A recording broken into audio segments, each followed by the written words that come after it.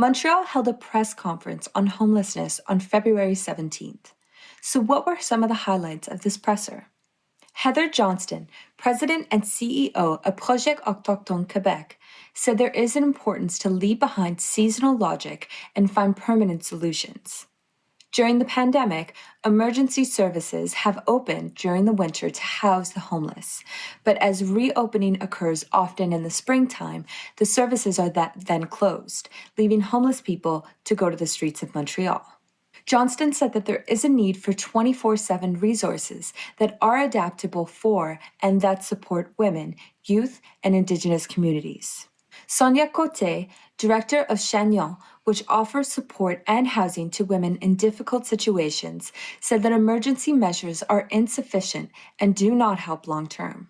She added that organizations such as Chagnon, Actuel Bono, La Maison du Père temporarily enhances the services to get women and men out of precarious situations. Cote said that there is a need for stabilization of resources for more than 3 months at a time so that they could constructively go further with their plan to support vulnerable people. Valérie Plante said that the City of Montreal's role is to find places to coordinate activities, however stating that this is the responsibility of the provincial government of Quebec to fund and set goals since they are in charge of health and therefore the homeless. She did add that the City of Montreal is aiming to develop social housing units and that Montreal is to get out of seasonal logic and provide full-time services. Stay tuned to watch the full press conference. Bonjour tout le monde, bienvenue à la conférence de presse d'aujourd'hui. Alors, je vous présente nos intervenants ce matin, Madame la mairesse de Montréal, Valérie Plante, Madame Sonia Côté, directrice du Chagnon, et Madame Heather Johnston, présidente directrice générale du projet Autochtone Québec. On va commencer par les prises de parole en français, suivies d'une période de questions sur le sujet du jour en français, puis en anglais. Ensuite, on pourra aborder quelques questions connexes. Alors, merci beaucoup. Madame la mairesse. Oui, merci beaucoup, Catherine.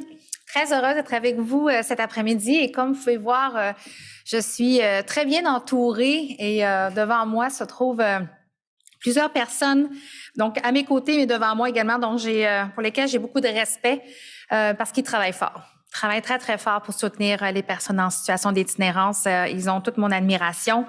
Et je les remercie d'être là. Alors, permettez-moi de les nommer. Tout d'abord, Josefina Blanco et Alia Sancournol du comité exécutif qui sont avec nous. J'aimerais également mentionner Madame Heather Johnston, qui est directrice générale de projet autochtone du Québec, Sonia Côté, présidente directrice générale du Chagnon, Monsieur François Boissy, président directeur général de la Maison du Père, Fiona Crossling, qui est directrice générale de l'Accueil Bonneau, James Hughes, qui est le PDG de la mission Old Mission Brewery, Michel Monette, directeur général de CARE Montréal, Michel Patnaud, directrice générale du Cap Saint-Barnabé, et M. Samoit, PDG de la mission Bon Accueil. Alors oui, heureuse d'être bien entourée. Je suis ravie également de pouvoir souligner le travail exceptionnel qui est mené chaque jour, il faut le dire, au quotidien, par le réseau communautaire et les intervenants sociaux qui veillent à offrir de la dignité et du soutien aux personnes vulnérables. Votre travail est absolument essentiel, puis je vous remercie. Merci beaucoup. Le 31 mars, les mesures hivernales du gouvernement du Québec arrivent habituellement à échéance. Et c'est pour ça qu'aujourd'hui, on est devant vous, parce qu'on souhaite vraiment mobiliser l'ensemble des partenaires pour préparer le printemps et l'été. Parce que c'est pas acceptable qu'il y ait des personnes vulnérables qui perdent leur vie dans nos rues ou qui soient forcées de dormir dehors. En tant que société, on doit faire mieux. Après le 31 mars, les besoins des personnes vulnérables vont pas soudainement disparaître et la logique qui prime en ce moment on l'appelle la logique saisonnière, été-hiver, elle est plus soutenable. Quand les places en hébergement ferment, les personnes se retournent vers d'autres alternatives qui mettent énormément de pression sur le réseau communautaire et sur la ville également. Évidemment, l'itinérance, c'est un enjeu qui est complexe. On le reconnaît, puis que ça nécessite des solutions diversifiées et un travail complémentaire de l'ensemble des partenaires. Par exemple, Montréal s'assure d'appuyer les réseaux de la santé et les organismes communautaires, notamment pour la recherche de sites. On l'a fait dans le passé et on va continuer à le faire, bien sûr. Le réseau de la santé, c'est le réseau qui fixe les cibles de place nécessaires et qui s'assure de coordonner le déploiement des ressources pour les personnes en situation d'itinérance. Le gouvernement du Québec, de son côté, s'assure de financer les opérations et de soutenir les organismes pour trouver le personnel spécialisé nécessaire. Et bien entendu, les organismes communautaires et les intervenants sociaux sont au front, au jour le jour, pour assurer, comme je le disais tantôt, la dignité, la sécurité des gens en leur fournissant des services essentiels, mais également, j'ai envie de vous dire, de l'humanité, de l'espoir. Ça fait du bien. C'est des gens qui sont là pour les bonnes raisons, qui donnent tout leur cœur.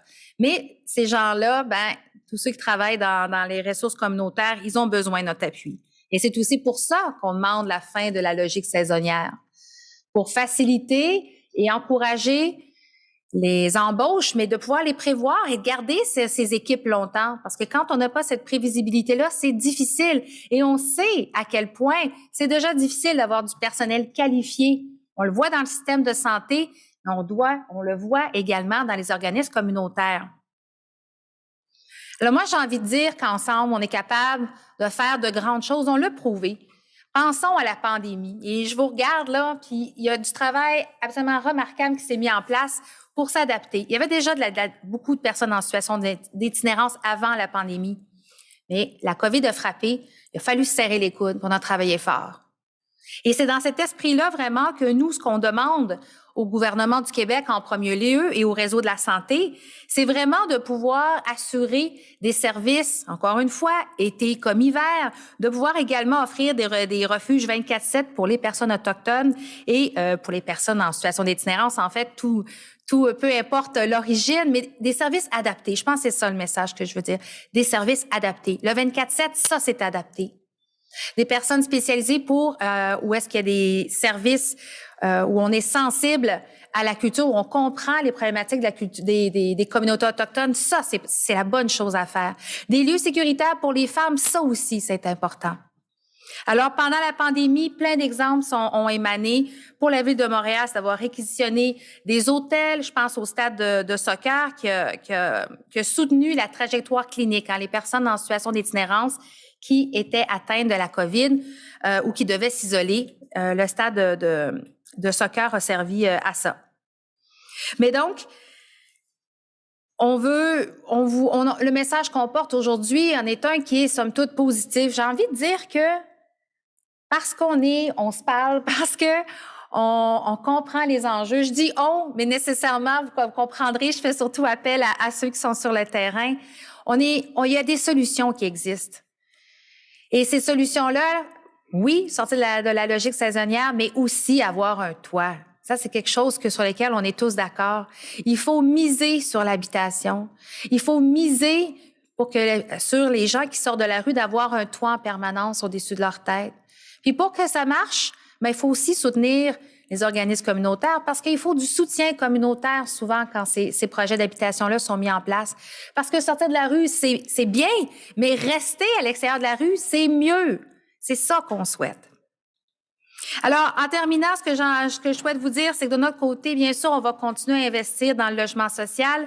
Pendant le premier mandat, on est allé au-delà de la cible de logement social pour les personnes en situation d'itinérance, c'est plus de 1000, mais les besoins sont beaucoup plus grands que ça, c'est évident. Je pense également au programme du programme de supplément loyer qui est très utile, mais il faut s'assurer que les sommes qui sont distribuées au Québec viennent beaucoup à Montréal parce que c'est ici qu'on a les plus grandes problématiques. Donc 60% de ces places-là, des 1600 places qui sont permises ou du moins qui sont mises de l'avant doivent venir à Montréal. Et je veux continuer mon message aujourd'hui en est un où la Ville de Montréal va continuer à collaborer avec ses partenaires puis à innover. Et la dernière innovation qu'on a mis en place, c'est EMIS. EMIS, qui est vraiment une équipe d'intervention et de médiation sociale. Ce sont essentiellement des travailleurs sociaux engagés par la Ville. Et à quoi ça sert? Ça sert à créer au lieu de faire de la distance entre peut-être la population générale et les personnes en situation d'itinérance, lorsqu'ils sont sur l'espace public, de créer des liens, de pouvoir diriger les gens vers les bonnes ressources. Créer de la solidarité plutôt que de la distance. Parce qu'au final, on doit, comme société, se prendre un positionnement fort comme quoi se retrouver à la rue, c'est pas un choix, là. C'est souvent un ensemble d'éléments et parfois, ça peut être des personnes qui vivent des problématiques de toxicomanie ou peut-être de santé mentale ou autres. Mais il faut qu'on puisse être là pour soutenir ces personnes-là. La Ville de Montréal fait sa part, les organismes aussi, le gouvernement le fait, provincial et libéral. Et aujourd'hui, ce qu'on leur dit, c'est on vous tend la main, aidez-nous à faire en sorte que les gens qui sont dans la rue en ce moment, on les sort de la rue. Et puis, on s'assure qu'ils réintègrent la vie en société pour leur bien-être, mais aussi pour le bien-être de la société tout entière. Merci beaucoup. Merci beaucoup, Madame. Et je passe la parole à Heather Johnston. Heather. Madame la mairesse, Madame Blanco, chers partenaires, je vous remercie de nous avoir invités aujourd'hui à participer à cette conférence de presse. Je pense la dernière conférence que nous avons fait ensemble, c'était à l'extérieur. Il faisait très, très froid, alors ça fait plaisir d'être quand même à l'intérieur aujourd'hui. Je suis Heather Johnston, je suis la directrice générale de Projet autochtone du Québec et je prends la parole aujourd'hui avec ma collègue, Madame Sonia Côté, qui est la directrice générale du Chaînon. Nous faisons au nom également de nos partenaires proches, Accueil Bonneau, Cap Saint-Barnabé, Care Montréal, La Maison du Père, Mission Bon Accueil et Mission Oldbury. En effet, tous les 8, nous partageons une vision des enjeux actuels en itinérance à Montréal et nous avons participé activement aux mesures d'urgence mises en place depuis 2 ans maintenant. Je pense que nous pouvons affirmer sans gêne que nous sommes les experts au terrain. En juin dernier, nous avons déposé aux autorités municipales et provinciales notre plan Un pas de plus. Nous croyons que cette expérience et cette expertise méritent d'être mises à contribution pour améliorer le système et être partenaires à part entière des solutions gouvernementales. Notre raison d'être conjointe est de mettre fin à l'itinérance chronique et de soutenir les personnes que nous servons à améliorer leurs conditions de vie. En ce sens, notre groupe est satisfait de constater que la Ville de Montréal, dans sa résolution aujourd'hui, a inclus des éléments phares de notre plan Un pas de plus. Nous proposons de sortir de la logique saisonnière, comme a bien dit la mairesse, c'est-à-dire ouvrir des ressources début décembre pour les fermer au mois de mars. Nous voulons privilégier l'ouverture des ressources pérennes à haut seuil d'accessibilité en formule 24/7 à l'année. Nous sommes convaincus que celles-ci doivent être sécuritaires pour les femmes et pour les jeunes et culturellement adaptées pour les personnes autochtones. Finalement, notre plan propose des pistes pour que les personnes les plus vulnérables dans la métropole puissent avoir accès à un toit sécuritaire, à des services adaptés, à des intervenants psychosociaux et ce, de façon pérenne. Bref, se doter enfin d'un réel continuum de services en itinérance et santé urbaine, car nous avons les moyens collectifs de le faire. Je passe à Sonia. Merci beaucoup. Madame Côté. Merci. Est-ce que j'ai besoin de toucher? Non, rien. C'est bon, merci beaucoup. Merci, Madame la mairesse, Madame Blanco, pour votre invitation, puis pour organiser cette conférence de presse sur un sujet si important, qui nous touche aussi quand on entend dans les nouvelles que les personnes sont affectées sur la rue, qu'elles ont perdu la vie. On se dit, où est-ce qu'on a failli? Qu'est-ce qu'on aurait pu faire de plus? Bien, en effet, les mesures d'urgence ponctuelles, on a beaucoup entendu parler, proposer invariablement, si c'est durant l'hiver ou en période de pandémie, aide certes les personnes, mais dans un très court moment. Et ça ne règle pas grand-chose. Ce qu'il faut faire, évidemment, on le dit depuis mes deux collègues à côté l'ont bien dit, là, c'est de favoriser la stabilité résidentielle et la continuité des services auprès des personnes en situation d'itinérance. Il a été prouvé que ces mesures d'urgence sont inefficaces. Madame la mairesse l'a dit, en raison de la complexité du phénomène. Pour sortir les personnes de la rue de façon durable, on sait comment faire, il faut se donner les moyens de le faire. Notre groupe d'organismes communautaires souhaite joindre leur effort, leur action, leur expertise et leur vision à ceux de la Ville, du ministère de la Santé et des Services sociaux, du CIUS, pour que les services soient planifiés, développés, coordonnés sur une base continue. Nous optons pour des solutions permanentes afin d'éviter d'investir dans des structures temporaires qui sont repensées hiver après hiver. On pense que c'est vraiment le temps que ça cesse. C'est là l'essentiel de la position conjointe de nos 8 organisations aujourd'hui là, qui sont présentes ici dans la salle, mais sûrement aussi de ceux qui sont dans la communauté.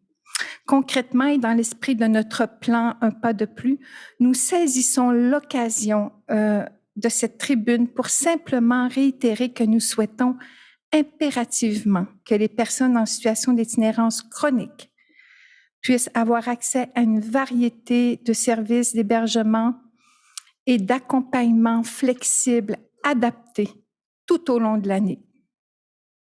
Des services d'hébergement 24/7, très certainement, 365 jours par année. La possibilité de leur donner accès à des soins et des services sociaux lorsque requis et leur offrir toutes les chances et les opportunités pour favoriser le bien-être et améliorer la qualité de vie. Les personnes ont besoin plus que d'un lit. Plus que d'un lit durant l'hiver. On le sait. Et vous avez une très bonne compréhension de la situation. C'est vraiment très intéressant de vous entendre. J'ai noté, on a les mêmes mots-clés, on a le même concept et la même vision ici. Que les personnes en situation d'itinérance puissent avoir accès à des logements sociaux ou des suppléments au loyer avec des services de soutien et d'accompagnement individualisés sont des éléments clés, incontournables pour sortir les personnes de la rue. Nous saluons tous les efforts déployés pour la création d'unités d'habitation et les différents services de soutien. Certes, c'est vraiment pas beaucoup, on le sait, hein? Mais au moins c'est ça. Puis on prend tout ce qui se passe. Tout ce qui passe, on va le prendre pour les personnes. On va pas laisser aucune unité d'habitation non occupée. La bonne nouvelle aujourd'hui est que cela peut vraiment changer dès maintenant, simplement. En commençant par le maintien des services actuels et ceux créés lors des mesures d'urgence en pérennisant ces ressources pour les intégrer dans un continuum de services. Les gens travaillent fort durant l'hiver. Nos partenaires ici ont ouvert des refuges durant l'hiver, mobilisé du personnel, organisé des environnements sécuritaires. Ça serait dommage de perdre ça. Alors, nous pensons par exemple au projet de l'Hôtel-Dieu géré par OBM, ici dans la salle, Mission Bon Accueil avec Sam. Ça se situe au centre-ville, milieu privilégié pour notre population. À l'Hôtel Versailles et au Y, géré par CAP et CARE, ici présent également. Aux Autochtones, à l'Hôtel des Arts, géré par Heather, en avant, Projet Autochtone Montréal, Québec. Et aux organismes aussi comme le Chaînon, l'Accueil Bonneau, la Maison du Père, qui ont rehaussé temporairement leurs services pour sortir les femmes et les hommes de situations précaires. La simple stabilisation de ces ressources pour plus que 3 mois à la fois nous permettrait d'amorcer constructivement, non pas un pas de plus en ce sens. Nous demandons à la Ville, au CIUS, au ministère de s'unir pour rendre cela possible. En contrepartie, nous nous engageons à demeurer présents et engagés innover avec vous. J'ai entendu le mot innovation. J'ai vraiment beaucoup aimé ça. Donc, innover pour mettre en œuvre cette vision qui vise à ne laisser personne sans toit, derrière, seul, à la rue. On est d'accord, hein? Merci tout le monde. Merci beaucoup, mesdames. Alors, on est prêt à entamer la période de questions sur le sujet du jour en français. Il y a un micro à la disposition des journalistes derrière les caméras. Comme on a plusieurs intervenants, je vous invite à vous présenter votre média et indiquer également à quel intervenant votre question se pose. Vous avez vu dans les introductions, on a plusieurs partenaires communautaires qui sont avec nous aujourd'hui, donc ils seront également disponibles en entrevue individuelle à la fin de la conférence de presse. On va se limiter également à une question et une relance, s'il vous plaît, comme on est nombreux. Oui, bonjour. Ma question s'adresse à la mairesse. Je vous avoue, je cherche encore le focus de votre annonce aujourd'hui. Je comprends que je vous ai écouté, je lis votre communiqué, vous interpellez le gouvernement du Québec, les paliers de gouvernement supérieur, la sécurité publique, mais j'aimerais juste comprendre votre part d'implication en termes d'action de la part de la Ville de Montréal, au-delà des principes, la part en action pour laquelle vous vous engagez. Oui. Écoutez, c'est important tout d'abord pour moi comme mairesse d'appuyer les organismes communautaires, dont le travail qui a été fait dans ce document qui s'appelle un pas de plus. Là. C'est vraiment important parce que l'essentiel est à l'intérieur. C'est vraiment des solutions qui sont présentées pour justement mettre fin à l'itinérance chronique.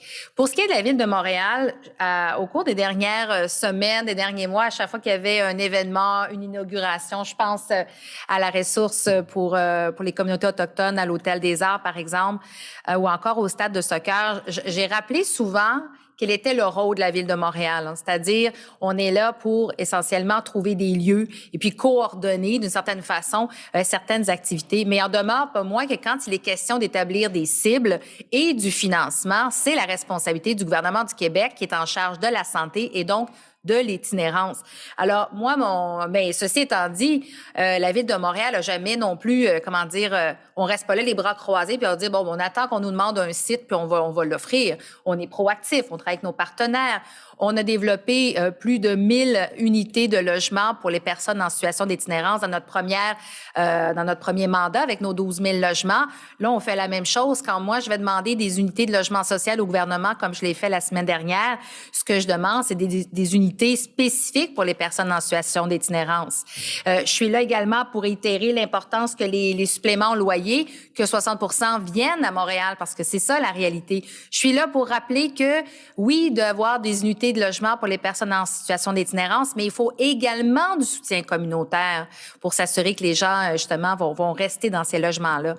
Même chose pour EMIS. Ça, c'est une ressource que la Ville de Montréal, on a mis de l'avant à partir de notre financement en se disant, l'itinérance, elle se limite pas juste à être, une fois que tu es rentré à l'intérieur, par exemple, d'un refuge ou d'une halte chaleur, qu'est-ce qui se passe quand les gens se retrouvent à l'extérieur? Surtout peut-être quand il y a des gens qui ont des problématiques de santé mentale ou de toxicomanie. Il faut on veut s'assurer que la cohabitation se fait bien dans l'espace public. Alors, on a décidé de pas attendre, on a décidé de créer EMIS. Et là, on demande au gouvernement, venez nous aider pour que ça se passe bien. Parce que moi, ce que j'ai compris, c'est que tous les Montréalais sont très, ils ont un grand cœur, puis ils comprennent que c'est pas facile pour tout le monde. Mais c'est pas vrai mais il y a également des problématiques parfois de cohabitation. Puis il faut se doter des outils pour que ça se passe bien. Donc, la Ville a toujours été très proactive, habitation, trouver des lieux d'urgence, EMIS, entre autres choses. Et aujourd'hui, je souhaitais me joindre à mes collègues du milieu communautaire qui sont sur la ligne de front, qui sont pas mal à bout de souffle, pour dire, cher gouvernement, comment est-ce qu'on s'assure de pouvoir leur donner plus de prévisibilité, d'avoir un plan à long terme, puis encore une fois, de sortir de la logique saisonnière, parce que bien que les échos sont positifs de la part du gouvernement de M. Carman, on est le 17 février, le 31 mars, c'est demain matin. C'est toujours ça. C'est pour ça qu'on veut sortir d'une logique saisonnière. Parce qu'à chaque fois, ils attendent, puis entre vous et moi, non seulement c'est top pour les organismes, mais c'est stressant pour les personnes en situation d'itinérance aussi, qui savent pas trop ce qui va se passer. Prévisibilité. Et, C'était une longue réponse, ça. Je vais en faire des plus petites, là, promis. Et, comme relance, est-ce que mettre fin à la logique saisonnière aurait pu permettre d'éviter la mort des 2 personnes itinérantes au mois de janvier? Écoutez, il n'y aura jamais une solution pour qui règle tout. C'est impossible parce que justement, c'est complexe. Puis honnêtement, mes collègues sont bien mieux placés que moi pour en parler. Mais ce que je peux vous dire, c'est que s'il y avait des options pour des gens, s'il existait des options là, de logement avec de l'accompagnement, c'est clair qu'il y aurait beaucoup moins de gens qui dormiraient dans la rue. Je veux dire, c'est évident, ça va de soi. On va peut-être avoir des refuges d'urgence encore, puis on verra. Mais au final, il faut sortir des gens de la rue, puis ça passe par le logement. Mes collègues, je ne sais pas si vous souhaitez... Oui, avec des équipes aussi spécialisées qui vont à la rencontre des personnes là où elles sont. Et peut-être qu'on aurait pu éviter si on avait plus d'équipes sur la rue pour aller à la rencontre. Et quand on va à la rencontre des gens, il faut être capable de leur offrir quelque chose pour les amener là où elles sont en sécurité. Alors, oui, on aurait pu éviter. D'après moi, mes collègues, quand on a ce qu'il faut, les outils nécessaires, on peut le faire. Avez-vous un complément, Mme Johnston? Oui, je suis entièrement d'accord. La raison pour laquelle on a témoigné ces décès, c'est complexe. Mais une chose est claire, si ces personnes étaient chez eux, dans un logement, avec tous les appuis dont ils avaient besoin pour vivre de façon autonome, ils seront pas dans la rue et probablement ils seront pas morts aujourd'hui. Ouais. Merci beaucoup. On va passer au prochain journaliste en français. Oui, bonjour, Zachary Goudreau du Devoir. J'ai plusieurs questions techniques qui me viennent en tête. Là. Je vais y aller. Je vais essayer de faire en une question. Bon, parce que si on parlait des hôtels, Place Versailles, Hôtel des Arts, etc., ce sont tous des lieux qu'on a pu réquisitionner dans le contexte de la pandémie. Si on veut pérenniser ça, ça se fait comment, là, ces hôtels-là? C'est forcément temporaire. Là. On voudrait pérenniser ces ressources-là dans ces endroits-là, précisément? Bien, écoutez, c'est sûr que les mesures d'urgence nous permettent de réquisitionner des hôtels, soit. Mais après ça, rien ne nous empêche. On n'a pas besoin de rester en état d'urgence pour faire un travail où on déciderait d'entrer dans des négociations, par exemple, avec un hôtel. Mais il ne faut pas oublier non plus qu'il y a les hôtels, mais il y a d'autres lieux qui pourraient être pérennisés. Puis, entre autres, il y a le programme de logement rapide du gouvernement fédéral, des sommes d'argent qui ont été données à Montréal qui nous permettent, mais depuis quelques mois, là, on va avoir les premiers projets qui vont sortir de terre, ou en tout cas, qu'on prend pas nécessairement des bâtiments neufs, mais des bâtiments existants qui vont être mis à profit pour les personnes en situation d'itinérance. Donc, oui, les mesures d'urgence nous ont aidé à réquisitionner des hôtels. Si on sort de la logique saisonnière, oui, il va falloir trouver d'autres lieux et rien ne nous empêche de continuer de continuer avec certains hôtels qui seraient ouverts à le faire. Oui, on parlait aussi de logements sociaux. On a vu l'Ensemble Montréal qui s'inquiète là, parmi plein d'organismes aussi là, de l'avenir d'Accès-Logis. Est-ce que vous aussi, vous trouvez que le gouvernement est flou là-dessus puis ça vous préoccupe, Mme Plante? Bien, je pense que pour notre équipe, pour notre administration, où le logement a été très, très important depuis le jour 1 de notre premier mandat, nous, ce qu'on veut, c'est qu'il y ait des unités qui se construisent. Il faut des sommes. C'est définitivement quelque chose avec qui j'ai discuté avec le ministre Gérard à ce sujet encore, comme à chaque rencontre prébudgétaire.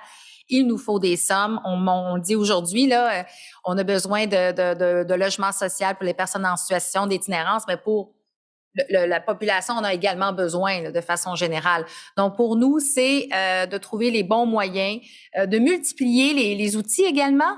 Et je vous cacherai pas que quand on pense à des outils comme le 20-20-20 qu'on a mis en place, qui est très innovant, ça entre dans cette logique-là qu'il faut se doter. Il faut passer à l'extérieur de la boîte. Merci, Zachary. Prochain journaliste en français sur le sujet du jour.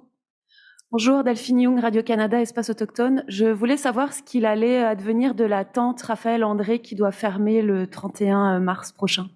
Bien, écoutez, la tente, elle répond à un besoin et on est en discussion avec l'ensemble des partenaires parce que ce qui se dégage, c'est que il faut pérenniser un lieu qui probablement ne sera pas la tente parce que, somme toute, ça répond à un besoin, mais ce sont des chaises, il n'y a pas beaucoup de place pour les intervenants. Donc, bref, le besoin est là d'avoir des ressources qui sont, où les services qui sont offerts correspondent là, vraiment aux besoins des populations qui le visitent. Donc, nous, on veut pérenniser un lieu qui sera peut-être pas nécessairement l'attente, mais le besoin est là. Excusez-moi, la réponse est un peu incomplète. Est-ce que l'attente va perdurer après le 31? Je comprends que vous réfléchissez à ouvrir, à pas forcément que ça reste sous une tente, mais qu'est-ce que vous dites aux gens qui la gèrent en ce moment? Eux, c'est quoi leur vision à long terme? Vous devriez leur demander, en fait.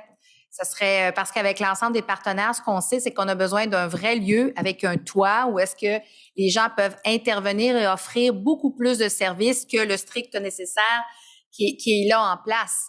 Donc, c'est pour ça qu'on souhaite, l'idée, c'est pas tant la date que de trouver une façon de pérenniser des services qui sont adaptés pour les personnes en situation d'itinérance d'origine autochtone. Merci beaucoup, Madame la mairesse. Messieurs Lessard, Prost, Lacerte, pour des questions sur le sujet du jour en français. Oui, je vais y aller, moi. Allez-y, M. Chapdelaine, bien sûr.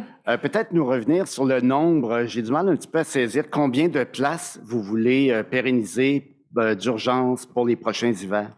Madame Côté.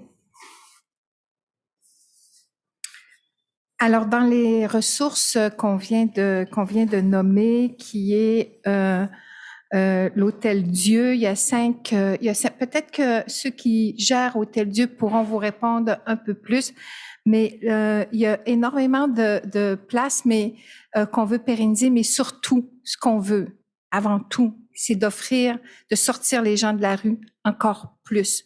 Donc, il y a des centaines de places qui ont été ouvertes là, à l'Hôtel Dieu, à l'Hôtel Versailles, je ne sais pas combien que vous en avez, 120, et au Y, 180.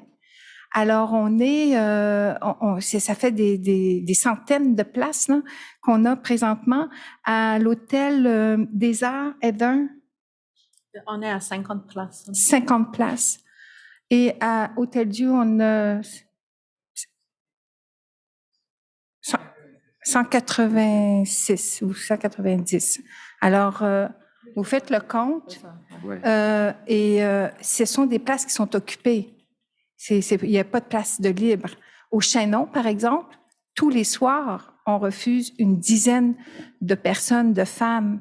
Alors, imaginez, à deux coins de rue, il y a l'Hôtel Dieu avec un étage où il y a 30 femmes. Alors, ça vient gonfler si cet étage-là ferme, pour nous, c'est dramatique. Pour les femmes, c'est dramatique. Mais pour nos intervenants aussi qui ont à refuser des dizaines et des dizaines de femmes par nuit, par soir. Et si on ferme ces places-là, on les envoie où? Elles vont où? On est devant rien, là, pour l'instant. Est-ce que, Mme Plante, il y a un bâtiment de la Ville de Montréal qui pourrait servir à accueillir ces gens-là l'hiver prochain, mais qui appartient à la Ville, géré par la Ville? Bien, Monsieur Chapdelaine, tu sais, comme je le disais, à la Ville, nous, on offre des lieux. Fait que, je veux dire, c'est pas tant ça l'enjeu, quoiqu'en général, on a vu c'était un stade de soccer, parfois un sous-sol d'église. Donc, mais justement, je veux pas répondre à ça. Je veux pas dire, ben là, qu'est-ce qui se passe l'hiver prochain? Je veux qu'on dise aujourd'hui, je veux que le gouvernement puis le réseau de la santé nous disent, on va garder des places, on va pas fermer tout le 31 mars.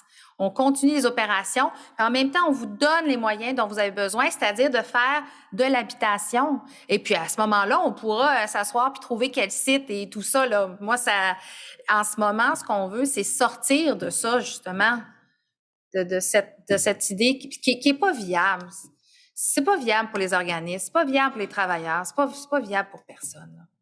Merci, M. Chapdelaine. M. Teixeira-Lessard. Oui, bonjour. J'étais sous l'impression que le nombre de places baissait l'été parce qu'il y avait beaucoup ou en tout cas moins de demandes. Est-ce que c'est le cas ou c'est une fausse impression? Pression, vraiment. L'été, des fois même, c'est plus occupé.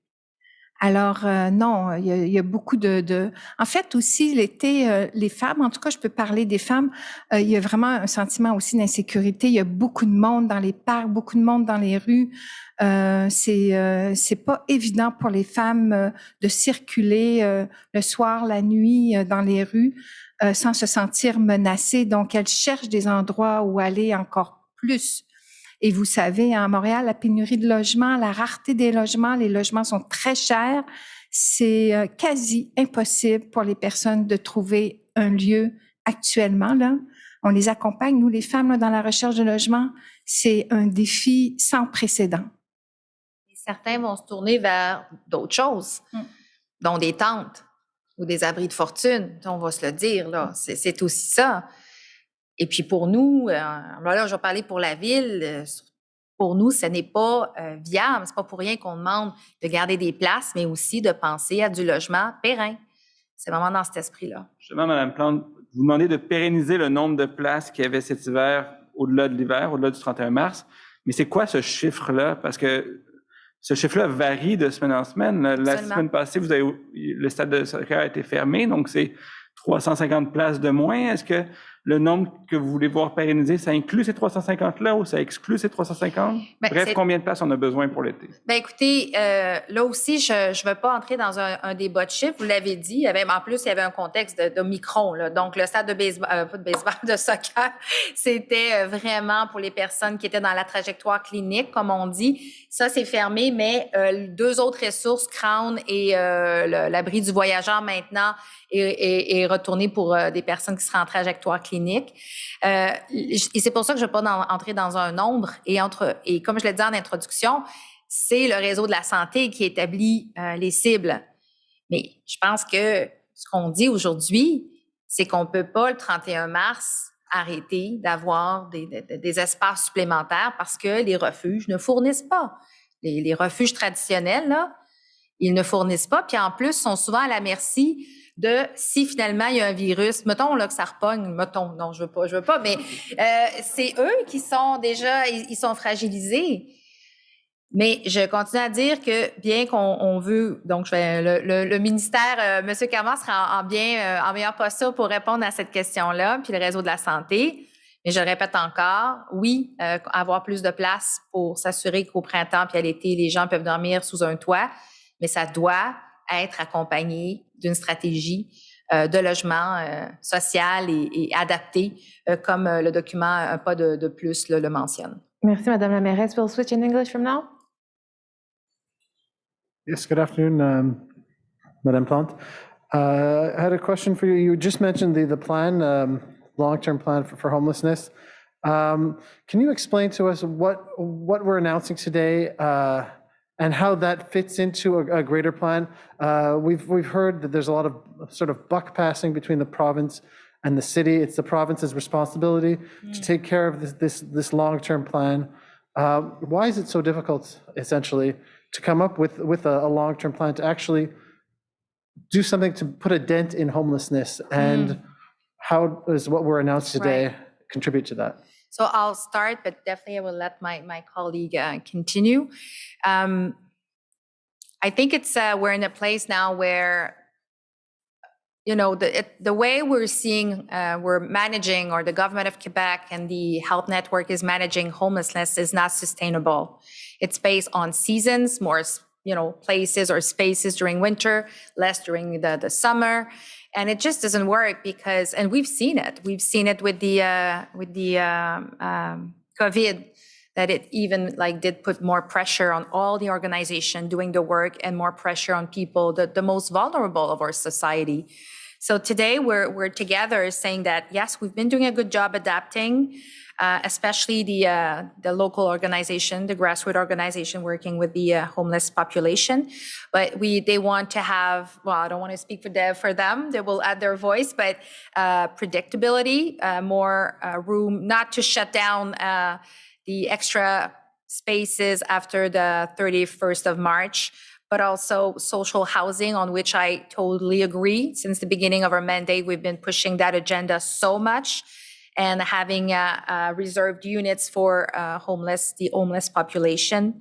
And also we're asking the government to support us with resources, managing our, you know, creating a better cohesion in the public space, and as well as I would say community support while accompanying people in their new home. So it's a huge plan, and it's something we've been saying for a long time, especially the organization. So it's just, I feel at this point that it was important for me to bring to join my voice to their concerns, to the efforts they're doing to take people out of the street, and to emphasize, to amplify their ask, which is to change how we see homelessness in our society.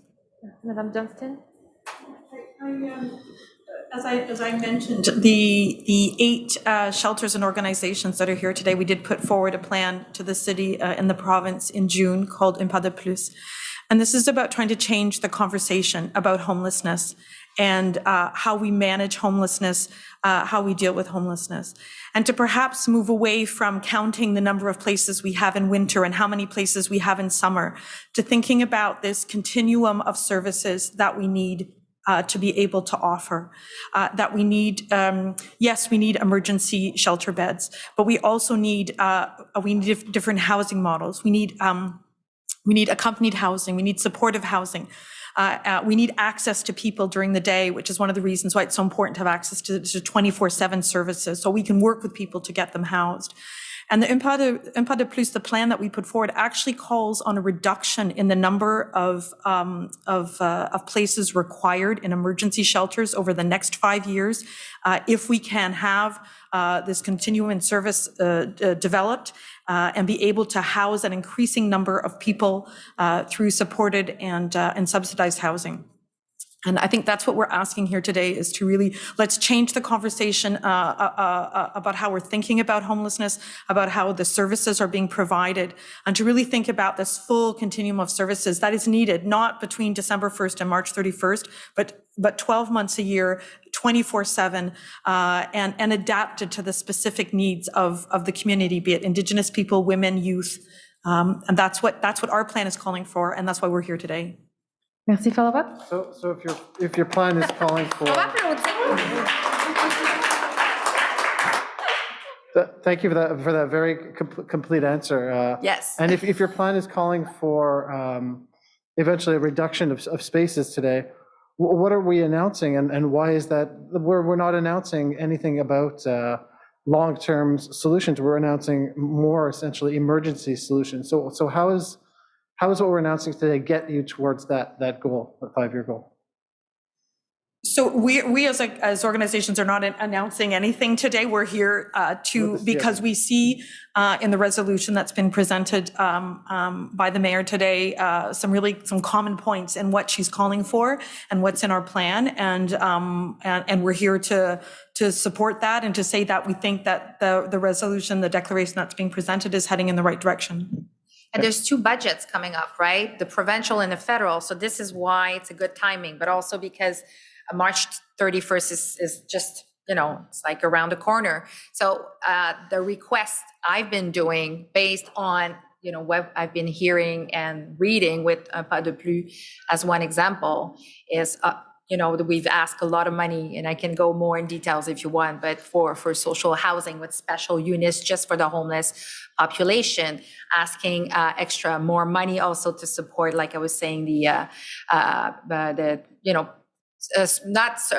we're talking about the continuum of services, and I thought it was a great way to say it, but once people are out of the street, they have to be accompanied, for example. So that's also extra cost. And what we call le programme de supplément loyer, which is very helpful. A lot of people here are using it, taking people out of the street. That helps them to get an apartment. Well, that supplement has to be, I wouldn't say mostly, but we're asking that 60% of the envelope should come to Montreal, because this is where the needs are, and we're the metropolis. Merci, Jason. Prochaine question en anglais. Good afternoon, Matt Demo from CBC Montreal. Looking at this resolution, there are a lot of goals, things that the city wants to get to along with these organizations. Last year, Minister Carman announced this $280 million over 5 years to try to fight homelessness in the province. Some organizations said it was a good step, but it didn't go far enough.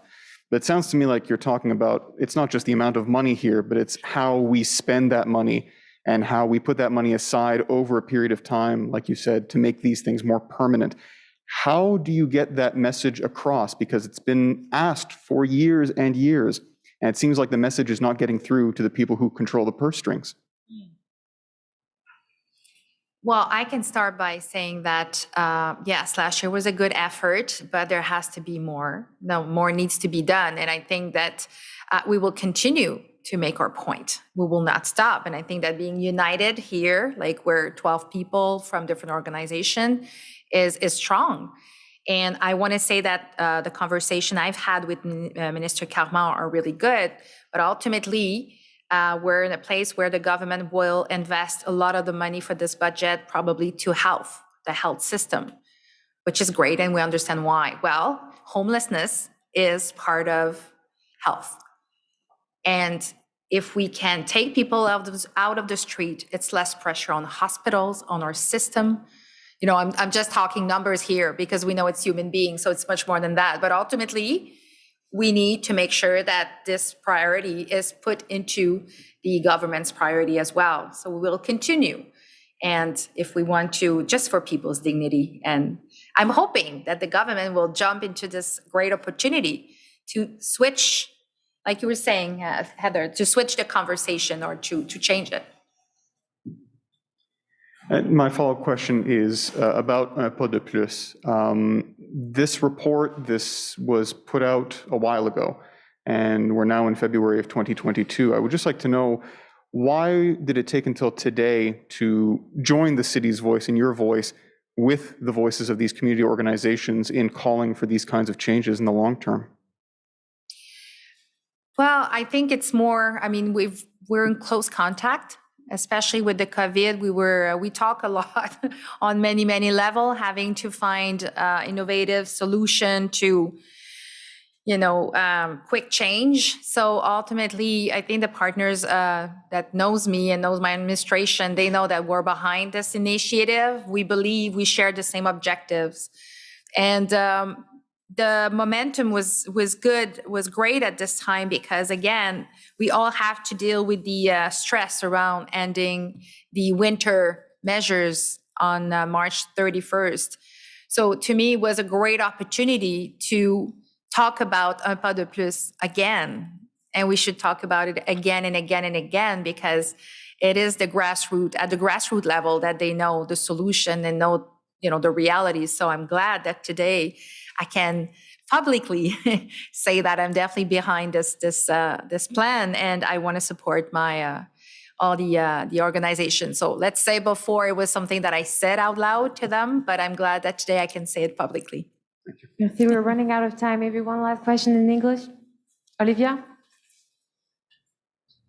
Good afternoon. I got a message from Minister Carman's office, and when I asked about your proposal, they said that they've already put forward a plan back in October, and I said that you wanted to see more, and they said that they thought that 280 million over 5 years was huge, and they thought it was enough. What do you think? Well, again, we're glad that there's been money invested, but what we're talking about here is how we take people out of the street for, long term as well. And it comes back to social housing.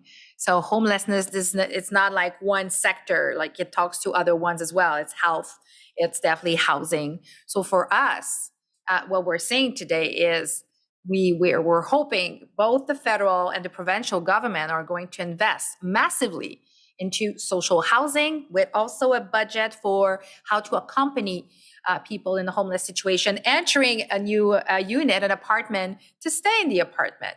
So for us, it's long-term solution. This is what we are looking for right now. Of course, we don't want to close the I would say emergency kind of units by not units, but places by March 31st. But our goal is really to say, let's diminish or decrease the number of people living in a homelessness. So long term, that's what we're asking. Madame Johnston, maybe a compliment? Did you want to add something on this? I think as well from the previous question that Un Pas de Plus was put forward in June, and we have seen changes. We're not starting at zero. We've seen services opening 24/7. We have at Hôtel Dieu. We just opened for the Indigenous community a 24/7 service at Hôtel des Arts, and it's an adapted service in the sense that we have an outdoor space with supervised consumption site. for alcohol and cannabis. So we're not starting at zero. This has already started this plan, and we are seeing an openness from both the city and the health network, the SUS M3S, to think about some of these ideas and different ways of doing things. So I think it's already started. We're not starting at zero, and I think that's an important point to make. Okay, so adjustments need to be made in that plan. Is that what I'm hearing? I think we're looking for long-term commitments for funding. The services are in place. It's still the challenge to be working with some very short-term planning timelines. We're still going 3 months to 3 months, and we are looking for. Yes, there's a significant amount of funding and budget that was announced, but we don't have details. We don't have any timelines. We opened the Hotel des Arts at the end of January, and we're waiting to hear if it will continue past the end of March. So this is really about more predictability in the funding over long periods to be able to really to build these resources and develop them and commit to our staff and commit to the people that we're serving over and not just 3 months to 3 months. I think that's one of the key things that we're here asking for today. Merci. Last question in English. I'm sorry, question. Olivia. We have our colleague from CTV who doesn't have the chance to ask a question. You had to. I just want to, that was a follow-up to clarify what she was trying to say. I understand. Thank you. I'm sorry. We're just running out of time, and Mr. Prost is waiting for a compliment question, so I will get back to you after. Thank you and sorry. CTV. Hi, Madam Mayor. On the weekend protests, there were many SPVM officers wearing the thin blue line badge. I'd like to just go with the subject, and then I can do another round, so I won't keep all my guests. Certainly, that would be appreciated. Thank you. They have, they're busy, so. C'est ce qui conclut la question. Parfait. Alors, on avait une question. On doit se limiter à une question connexe en français, une seule en anglais. Malheureusement, on doit quitter sur le. Est-ce qu'on veut libérer les invités? Oui, on pourra libérer les invités, mais je vous invite à rester pour une rapide photo dans les escaliers à la fin de. Puis aussi, s'il y a des questions après, personne. Oui, tout à fait. Merci beaucoup, mesdames. Je vous écoute, Monsieur Prost. Je ne sais pas si. Possiblement du mouvement derrière vous, on va juste attendre un instant. Merci. Ok, Madame Plante, pour vous reparler encore de l'avenir du transport en commun dans la région de Montréal. 2 aspects. D'abord, Ottawa qui débloque une enveloppe de 750 millions de dollars pour éponger les dettes des C'est pas 720 millions? Autour de 700 millions, en tout cas. Ah, j'ai compris 500, je m'excuse. Non, 700. Ah oui, OK, 700. On dit la même chose, parfait. Donc cet aspect-là, votre réaction là-dessus. Là, j'ai eu peur, là. Votre réaction là-dessus, et aussi sur la sortie du directeur général d'Exo, qui apporte sa voix aussi, ses critiques sur le manque d'arrimage du REM dans l'Est. Vous demandiez que Montréal ait un poids décisionnel là-dedans. CDPQ vous a dit non. Le Premier ministre vous a offert un groupe de travail. Est-ce qu'on comprend aujourd'hui que vous n'aurez pas à Montréal la voix que vous demandez pour donner l'aval à ce projet-là? Donc, sur l'enveloppe de Québec, l'aide pour le transport collectif, évidemment, c'est une bonne nouvelle. On est en train, bien sûr, de regarder les détails. Les besoins sont grands, je l'avais mentionné. Pour la RTM, là, c'est assez colossal. Mais c'est évident à ce moment-ci, je suis heureuse que le gouvernement fédéral lève la main en disant on va venir donner un coup de main. Mais est-ce que c'est suffisant? La réponse que je peux vous dire de prime abord, c'est non. Mais on va continuer à faire les colonnes de chiffres pour regarder ce qu'elle sera l'impact. Okay. Et sur la voie de Montréal? Ah oui, pardon. Pour ce qui est d'Exo, qui dit on a des préoccupations, vous savez, c'est comme pour la RTM. Moi, je considère que ces questions-là, elles sont pertinentes et qu'on doit les entendre. Je pense que c'est un projet immense, un projet emballant, mais pour qu'il soit un succès, il faut prendre en compte l'ensemble des préoccupations et des avis, entre autres des spécialistes. Donc, moi, je pense que la CDPQ doit entendre ce que la RTM a dit, et Exo également. Et finalement, pour la place autour de la table, n'est-ce pas? C'est ça? Oui, on est toujours en négociation en ce moment. Et pour moi, c'est essentiel. Et je pense que c'est bien compris que Montréal doit être là. Maintenant, le diable est dans les détails. On veut s'assurer que cette place sera à la hauteur des attentes, pas seulement de la ville de Montréal, mais des Montréalais et des Montréalaises. Merci. En anglais, désolé Félix, si ça concerne les REM, on se limite à ça, merci. En anglais sur la Thin Blue Line, j'invite d'ailleurs l'ensemble des personnes dans la salle à s'il vous plaît, baisser le son. La mairesse répond à des questions actuellement, donc on est toujours en période de conférence de presse. Madam Mayor, thank you for sticking around so long Sure. to take questions. So I just wanted to ask about the SPVM officers wearing the thin blue line badge on their uniforms during the trucker convoy, freedom, whatever they're calling it, protest on the weekend. Is that acceptable? I'm not comfortable at all with showing something like that. And I think that it is the same for a lot of Montrealers. It's a sign that divides people. So no, I'm not comfortable with that. That being said, the SPVM is reviewing right now their policy around the uniform and, different rules around wearing it. So I think that should be part of the conversation. Merci beaucoup, Madame la mairesse. Avant de vous libérer, si vous avez quelques secondes pour répéter cette question en français, puis on termine là-dessus. Parfait. Puis, oui, je vais vous prendre après. Je vais faire ça vite. Ouais, c'est ça. Comment c'est quoi mon opinion sur le Thin Blue Line? C'est ça, ça s'appelle comme ça. Hein? Il n'y a pas de nom en français, je pense pas. Non, je pense. La mince ligne bleue. En tout cas. Écoutez, je suis très inconfortable avec envers certains policiers qui choisissent de porter ce symbole parce que c'est un symbole qui divise les Montréalais et les Montréalaises et qui est très chargé. Alors, en ce moment, le SPVM fait une révision du code autour du port de l'uniforme et je pense que c'est le genre d'élément qui doit être étudié. Pour s'assurer justement que le port de l'uniforme est inclusif et est une façon d'assurer, que l'uniforme rassure l'ensemble de la population et non pas la divise. Yes, go ahead. Thank you so much. I just wanted to hear your thoughts on the Grande Roue reopening. The Grande Roue, the wheel. For me, I think at this point is just to make sure that, first of all, a young man died, which is terrible, and all my thoughts are obviously are with the family and friends.